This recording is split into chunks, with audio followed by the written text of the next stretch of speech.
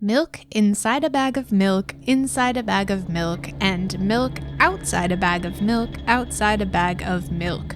No, that's not word vomit. That is the title of a rather peculiar visual novel inside a short story inside a game. Before we proceed further, I suppose I should give you a sensitivity warning. This game is not for those who are distressed by topics alluding to parental death, mental illness, and, of course, the lactose intolerant. There are also some flashing images to be wary of, so take some Lactaid and proceed at your own risk. I'm also going to try to keep my synopsis brief because I don't want to spoil this experience for you, but as you can tell, even articulating the title is a mouthful. Milk, as I will refer to it from this point forward, is actually broken up into two installments. One documenting our protagonist through her trip to the store for a bag of milk, and the other for documenting what happens after we return home with our spoils. As a whole unit, the game provides a glimpse into the mind of a young girl who is struggling with her mental health without ever naming her disorder.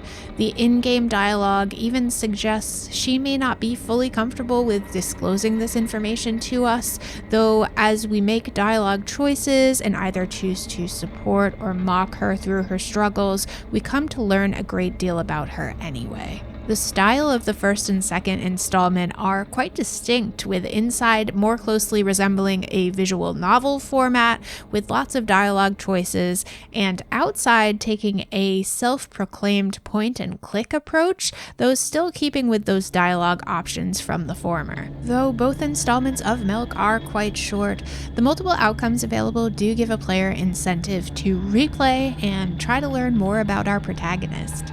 Inside and outside also differ significantly in their visual aesthetic, with inside taking an ominous, nearly two-tone approach with an eerie red showcasing the unsettling way in which our protagonist views the world. There is little to no detail to the things we are seeing through her eyes, and the world appears harsh and threatening. Outside, on the other hand, looks a little bit more fleshed out. We can see the details of the objects in her room, mostly because she has taken the time to familiarize herself with her environment. She feels a bit more comfortable, therefore we, the player, also feel more comfortable. If you're looking for solace in the sound design, I'm afraid you're going to have to keep searching, because the soundtrack is equally dark and disturbing.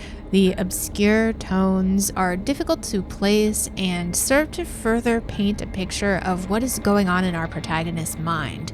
It's distressing, it's unsettling, and there's even a jukebox where you can listen to all your favorite hits like dark kitchen music and Milk anytime you like. Milk is not a game in the traditional sense of the word, and for that reason it may be off-putting to some. It's brief and more of an interactive work of narrative fiction than anything else. It's definitely not uplifting, and it doesn't offer you many morsels of hope or traditional pleasantries to kind of carry you through those dark bits. It does not hold your hand, and it will not tuck you in and wish you pleasant dreams. The dialogue may take a few passes to fully grasp what's being said, and it's riddled with questionable grammar, which appears intentional. Much like Milk, it is not easy to digest for everyone. What Milk does offer, however, is a compelling and well-made experience for those that don't mind a little bit of darkness. It's bizarre but intriguing. Milk shakes things up and takes some creative risks that made me thirsty for some more.